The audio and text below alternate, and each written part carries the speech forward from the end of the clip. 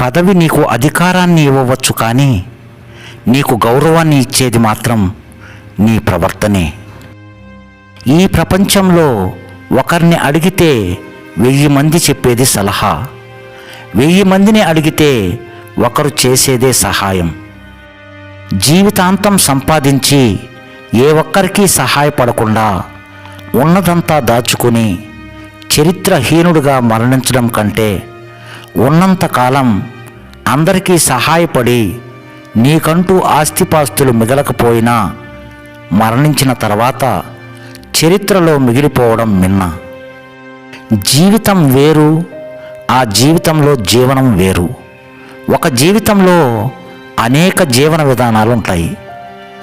ఏదో ఒక జీవనంతో జీవితంలో బ్రతకడం నేర్చుకోవాలి, అంతేగాని జీవితాన్ని వృధా చేసుకోకూడదు.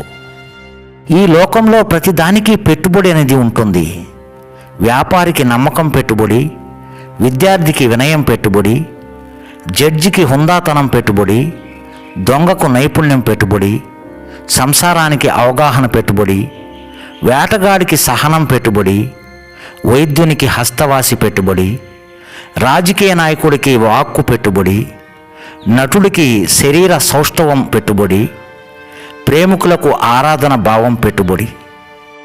ఆత్మసంతృప్తి అనేది మనం సంపాదించే ఆస్తులను బట్టి, మనం వేసుకునే ఖరీదైన దుస్తులను బట్టి, మనం తిరిగే లగ్జరీ వాహనాలను బట్టి, ఉండే విశాలమైన పెద్ద పెద్ద భవనాలను బట్టి రాదు.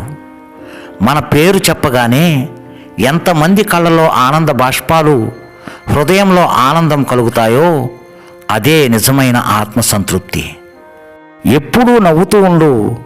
నీ నవ్వు ఎలా ఉండాలి అంటే, ఆ నవ్వును చూసి నీ బాధలకే విసుగొచ్చి చీచీ వీడు మనకు సెట్ అవ్వడు అని ఆ బాధలు నిన్ను వదిలి పారిపోయేంతలా ఉండాలి.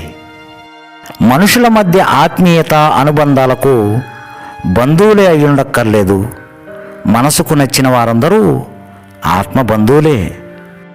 ఒక మాట ఎప్పుడూ గుర్తుంచుకోండి, సంతోషంలో అందరూ తోడుంటారు, కానీ దుఃఖంలో మాత్రం దేవుడు తప్ప మరెవరూ తోడుండరు.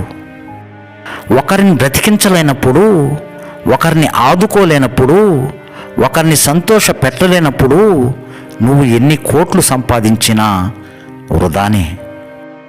కోరికలకు ఎప్పుడూ బానిస కాకు, తృప్తిగా బతకలేవు. కోరికల వెంట పరిగెత్తకు, దేన్ని తృప్తిగా అనుభవించలేవు. జీవితమే ఓ గొప్ప వరం, దాన్ని ఎప్పుడూ శాపంలా మార్చుకోకు. చుండ్రు సమస్యతో బాధపడుతున్నారా? జుట్టు రాలిపోతూ ఉందా? అయితే నిమ్మరసం, ఉసిరికాయ రసం 2 సమభాగాల్లో తీసుకొని బాగా కలపండి.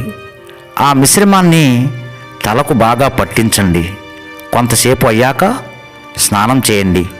ఇలా తరచూ చేస్తూ ఉంటే జుట్టు రాలడం, చుండ్రు సమస్యలు తగ్గుతాయి.